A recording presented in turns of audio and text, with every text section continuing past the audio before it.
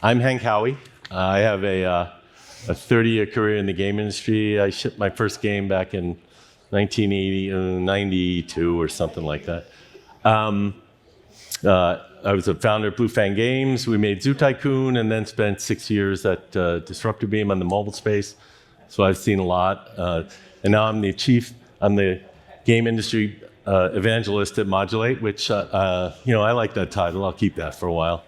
And now I'll ask the rest of my panelists to introduce themselves, starting with Richard. All right. Hey, guys. I'm Richard. I'm a partner at WindWalk. We help people build online communities, mostly focused on Discord. But we also incubate a lot of projects that are focused on community technology, whether that be analytics, growth, engagement. We just like to have fun online. And so this is going to be an awesome, fun panel. My name is David Hoppe. I'm with Gamma Law in San Francisco. We're a team of 10 lawyers who have offices in New York as well, and here in the LA area. We have done games work now for 20 years, and over the years started with mobile and then console and everything, and free to play and esports and real money and licensing to Hollywood. And over the years, we've added blockchain and VR. So I tell people I think we kind of accidentally became a Web3 law firm. So that's what our practice has become. My name is Eve Crevoshay. I'm the executive director of Take This, which is a mental health advocacy research and training nonprofit organization that works in the video game community. We work with people who make and play games, and we advocate for the underlying conditions that encourage mental well-being across all aspects of that space, and that's why we're here. We spend a lot of time thinking and talking about online interaction, especially toxicity in the game space. Yeah. So 5-6 years ago, there was no trust and safety, right? I mean, I didn't see very much of it. And now here we are at a GamesBeat panel, not only talking about how to do trust and safety right, but potentially there are forces in motion that are going to force people to get trust and safety right. So here we go. Let's start with what's working, Richard. What do people kind of got right, at least a little bit? So I think at the community level, it's really important to kind of set standards, how people interact with one another. We think of community, anywhere you have a player base. So it's not just Discord. That's where we focus a lot of our time, where kind of like the diehard fans hang out.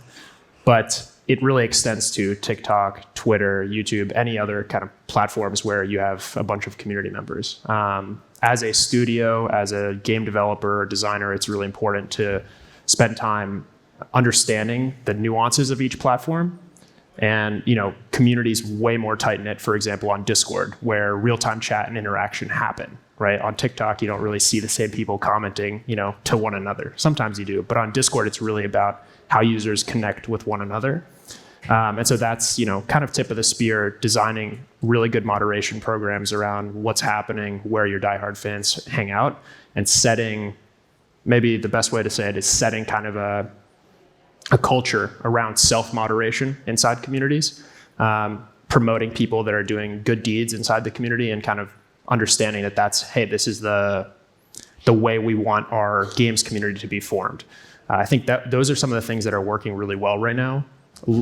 Empowering your, kind of diehard fans to self-moderate at times, because otherwise it's frankly really, really difficult to moderate a third-party platform, especially a pseudo-anonymous one. So yeah, that's what's working really well, self-moderation, but also kind of culture setting, right?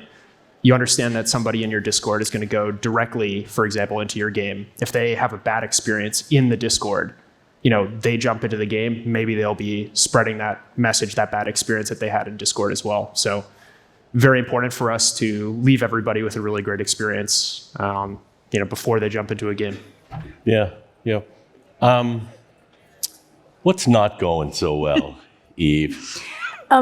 Before I dive into that, because I could say a lot, but I think what I want to just reiterate, Richard, what you're saying is that we know how to create good spaces, and we know that you can design them, and you can be really intentional about that. But the challenge is that that people operate in a game ecosystem, and there are norms and behaviors and ideologies that have become really common in these spaces. And when I say common, I don't mean that they're ubiquitous. I mean that they are a small but very loud problem. And that loudness means that it has become normalized. And we take this as research that reaffirms this. We've done some work with data from Modulate, in fact, that reaffirms this, that we know that toxic behavior, and when I say toxic, I mean specifically misogynist, white supremacist, neo-Nazi, and other xenophobic language, along with just harassing and mean behavior. There's a space for that that's been, just because trust and safety hasn't existed, and because we haven't really wrapped our heads around what it means to design for positive outcomes, although we are starting to do that. And so we haven't seen yet a space where that stuff is actually really actively prohibited or actively pushed out of a community. And so we do know, and we are identifying those solutions for how we address that. But right now we see really high incidences. Yeah, so it's not one bad apple don't spoil the whole bunch. Not so much. No, I mean, we see evidence that kids are learning toxic behaviors because the environment is so filled with it. So it's a real concern. It's an absolute concern, and people are frozen out of the industry, frozen out of games because they don't feel comfortable in them. So we know it's a limiting factor in the business. Right. Yeah. Okay, let's go right to the legislative side, David. Let's get to the fun stuff, the stuff that is going to force people to maybe do this right. So there's a number of bills that have passed and that are due to come online.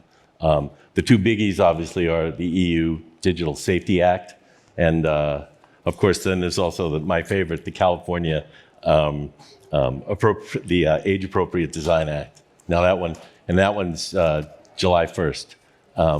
You want to talk about those a little bit and tell us why people should perhaps really dig in there?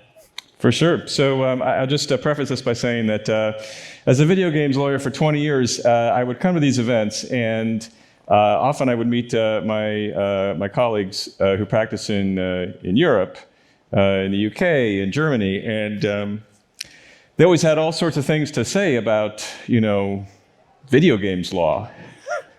They actually had, for 20 years now, they've actually had a whole bunch of laws in Europe and in some other jurisdictions as well that really directly impact and are directly specific to our industry. Whereas in the United States, we could talk about COPA. That's getting a little old now. It's been around for a long time. And then we had some, California privacy laws that were passed in the last few years. But it was always the European lawyers that always got all the admiration, because everyone wanted to know, how do I comply with GDPR? Is my loot box? What's going to happen if my game is served in the Netherlands? A number of other areas where the European Parliament and individual European national legislatures were actively legislating and certainly regulating. So those times have changed, and we actually now have as Hank just mentioned, upcoming here, the California Age-Appropriate Design Code Act. We can't take full credit for it because it's largely copied from the UK Age-Appropriate Design Code Act. I don't know why they couldn't have changed the name at least, but essentially, there's three things I'm just going to touch on quickly that are coming down the pipe here, and you can look at them I think you can categorize the components of these laws in two different buckets. The first of those would be sort of procedural, and this relates to new privacy restrictions and rules, advertising, targeted advertising rules, and information gathering relating to advertising, and then finally, again, indebted to our friends in the UK, this term dark patterns, which is just another way of saying getting people to click and buy things or proceed in the game, and perhaps they wouldn't have otherwise. So that's what I would call procedural. And then separately, and I think more interestingly actually, is actual content regulation and requirements with respect to content, which is obviously can be quite a big challenge if we are the platform, if we are the game, and the content is appearing on our platform. Perhaps it wasn't even put there by us. It was put there by other users. What responsibility do we have? So just quickly on the California Age Appropriate Design Code Act, so it was passed in September of last year, and it's effective in July. It has a number of these procedural elements, as I just mentioned, new age related requirements. One thing interesting is that COPA was under the age of 13, and we had to do the full KYC with the parent holding their driver's license in front of the camera. This is actually under the age of 18, which is, I don't know how really that's going to work. It's a pretty broad range of maturity and so forth. But in any event, it covers under the age of 18 a number of procedural requirements there. But it also includes this little kind of surprise. Not only are we as game platforms to follow these procedures with respect to information collection and so forth, but we also have to, quote, take steps to protect children from harmful content and contacts. What's that going to mean? Is it going to mean just putting in some kind of filter and that's you've taken the steps, or is it going to mean more than that? We'll find out. Second act is the Digital Services Act, as Hank mentioned. This is an EU legislation passed in November and effective in February of 2024. This is largely, again, procedural act relating to advertising, relating to information collection. The only thing relating to content is that the games are to initiate measures to counter illegal content online. Illegal content, of course, is specified categories, child abuse and those sorts of things, just like a handful of those. Finally, we have another act, and this is in the UK, the Online Safety Bill. It's a bill, it's not a law, because it hasn't been passed yet, but it appears it will be passed over the summer. And this is really the whole, this goes all the way, and basically the platforms are to protect everyone from all sorts of illegal content. Adults have the ability to choose whether they want, what types of content they want to see, and the platforms have to comply. And there's a whole bunch of other things in that. We'll see if it makes it through in its current form. And David, as far as the DSA and the California Act, there are fines that they lay out potential fines for companies, isn't that right? So we obviously had again a totally different ball of wax, the FTC fining Epic last year for what they deemed, they got them under COPA mostly, but that was 500 million and change in terms of fines. Our understanding is the Digital Services Act, actually the California Act, that can go anywhere from $2,500 per child as a fine, up to that's if you you did it without knowing. If you do it with knowing, that's $7,500 per child as a fine. So I don't know. Correct me if they determine that you have about 100,000 kids online and they wanted to really throw the book at you, my math says that's $750 million. So is that? I mean, that's what we're looking at, right? Right. Yeah. Yeah. Oh, that's as as Chris Headley says a lot. That's a lot of cheddar. I think the regulatory landscape, not just in California, but at the federal level in the U.S., is heating up substantially. We've been speaking at Take This with the Senate Judiciary Committee, with Representative Trehan from Massachusetts.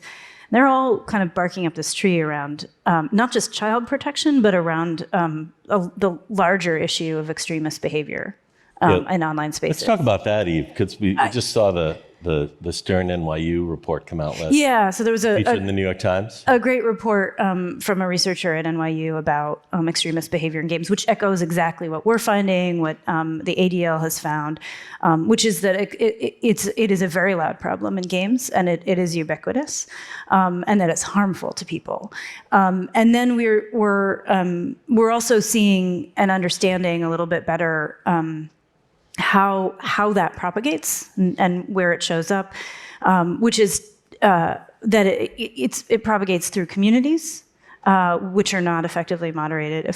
It propagates inside games themselves when the games are not prepared to either moderate effectively in game, or if there's a community interaction, or using game assets themselves, music, sometimes visuals, sometimes storylines, which can be inadvertently problematic, right? And so with that understanding, we're armed with the ability to say, okay, we have the tools inside this industry to address this. We can change this. But meanwhile, the regulatory landscape is really heating up, and people are starting to say, I think it's time to put the hammer down. In that very survey, they said 15 to 20% of under 18 said they had seen or heard statements supporting the idea that the white race is superior.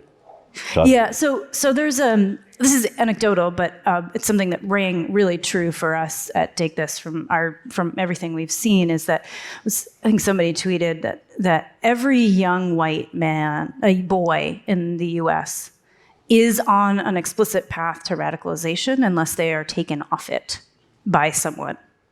And I say that to freak you out, because we are in an online environment, and much of that is in a game environment. So I want to be really clear. It's not just games. Right. We do have solutions, but we have to use them. We have to implement them. We have to think about this, and that's why we do the work that we do. But it is. This is a real thing, and that's why we're getting regulatory attention for it. Yeah. So Richard, what are some of the other laying that out? What are the challenges to try and what can companies do to attack those specific issues? I think the biggest challenge to what Eve is saying, effectively, it's like super easy to start a community these days, right? So any game comes out, kind of the user behavior, particularly on like a platform like Discord or even Twitter, is like there will be a third-party community that forms around it, right? There are tons of unofficial communities, right? Usually at WindWalk, we're working on the official first-party communities, but if you do a really great job, you actually do want other communities to spread, right? You want a ton of Discords around your product. Mostly. Yeah, mostly, I think. And so, moderating that at a company level, I mean, that's just totally untenable. It's actually impossible. It's the equivalent of like you go watch a movie, somebody makes a Discord fan base for that movie. Is Universal or whatever going to be fine for that? Like, probably not. So I think that's a huge challenge with this. It's that super easy now to start a community online. And, as a company, it's probably next to impossible to actually moderate those third-party communities. All that you can really do is, as a first party, understand, this is the culture that we want to set around our player base. We want to design a game that reinforces this culture, doesn't really lead to these negative occurrences where users can get really, really pissed off at each other. So maybe, some of the fun of gaming is obviously the competitive element of it, but trying to kind of reduce kind of the hateful content that people maybe or the hateful kind of like decision points that users have in game, then bring to the community. I just think it's really tough. Like, yeah, it's tough. But excuse me, but it would help those game companies a lot if any of those third-party platforms were doing effective moderation as well. In other words, if those platforms would clean up their own space, it would at least take some of that burden off the game company. Absolutely, yeah. Introduce things like requirements to pay for things, right? As I said, it's incredibly easy to start a community online now. It would you'd probably get rid of a lot of third-party communities if you required somebody to pay to start a community, or some gating like that. Or you monitor them. Pardon? Or you monitor them. Yeah, I think it's hard. I think it's hard for those companies to monitor. Like, it's impossible for those companies to monitor like a third-party community, right? Yeah, I mean, I think a culture around and regulation around moderation, a requirement for moderation, whether it's human or AI, is really essential to this, because you need a carrot and stick approach. Like, there's good design, and that a good design goes a really long way, both in a community and in the game itself, in increasing pro-social behavior, increasing shared positive norms and aspirational ideas. But if you don't also have the stick, it can very easily devolve into a problematic space. So it's a kind of all of the above situation. Some of the things we've done, like specifically to address this, is, let's say a new user comes and joins your community, require them to have a verified phone number and verified email address, require them to send 100 messages in the community before they can post an image or a video, something like that. That actually really does help, just because, like a scammer, a spammer, somebody that's in there to, let's say, post hate speech, right, or something, they come and join the community, that would be the first thing that they do. They don't want to have a verified phone number or email associated with their account. So those are some of the things that, at least on our end, have certainly helped remediate some of this and lessen it, but we definitely deal with it. David, so let's say I'm a big platform that, maybe doesn't monitor a lot. I don't know. I can think of one begins with a D. But if I'm them and I come to you, what would you tell me as that platform, given that these bills are coming? What advice would you? Yeah.